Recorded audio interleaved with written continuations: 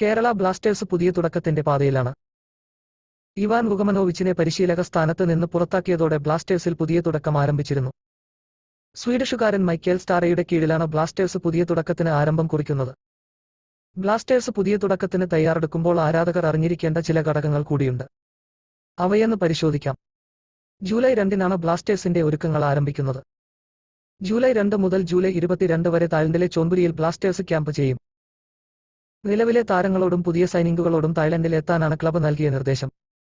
ഇവിടെ തായ് ലീഗിലെ top ടയറിലെ 3 ടീമുകളോട് Blasters മത്സരിക്കുമെന്നാണ് കേൽനൌ report ചെയ്യുന്നത്. ഈ മത്സരങ്ങളൊക്കെ ക്ലോസ്ഡ് ഡോർ ആയിരിക്കും. ജൂലൈ 22 ബ്ലാസ്റ്റേഴ്സ് തായ്ലൻഡിൽ നിന്നും ഇന്ത്യയിലേക്കെത്തും. ജൂലൈ 29 ആരംഭിക്കുന്ന ഡ്യൂറന്റ് കപ്പിൽ പങ്കെടുക്കാനായിരിക്കും ബ്ലാസ്റ്റേഴ്സ് എത്തുക. അപ്പോൾ ടീമിൽ ലഭ്യമായ താരങ്ങളെ അണിനിരത്തി തന്നെയായിരിക്കും ബ്ലാസ്റ്റേഴ്സ് ഡ്യൂറാന്റ് കപ്പിൽ കളിക്കുക.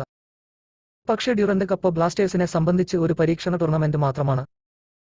ഇന്ത്യയിൽ പുതുതായി എത്തുന്ന സ്റ്റാഡേക്കും പുതിയ തുടക്കം കുറിക്കുന്ന ബ്ലാസ്റ്റേഴ്സിനും ഡ്യൂറന്റ് കപ്പ് പരീക്ഷണ ടൂർണമെന്റായി മാത്രമേ കാണാൻ സാധിക്കൂ. അതായത് ഡ്യൂറന്റ് കപ്പിൽ അധികം ആരാധകർ വലിയ പ്രതീക്ഷ വെക്കേണ്ടെന്ന് സാരം. കൂടാതെ ടീമിലെ പുതിയ സൈനിങ്ങുകളും ഉടൻ ഉണ്ടാവുമെന്നാണ് ബ്ലാസ്റ്റേഴ്സ് ഡയറക്ടർ നിഖിൽ ഭരദ്വാജ് വ്യക്തമാക്കിയത്. പുതിയ സൈനിങ്ങുകൾ പ്രഖ്യാപിക്കുന്നതിന് അണിയറയിലാണ് ബ്ലാസ്റ്റേഴ്സിന്റെ സോഷ്യൽ മീഡിയ ടീമെന്ന് അദ്ദേഹം വ്യക്തമാക്കിയിരുന്നു.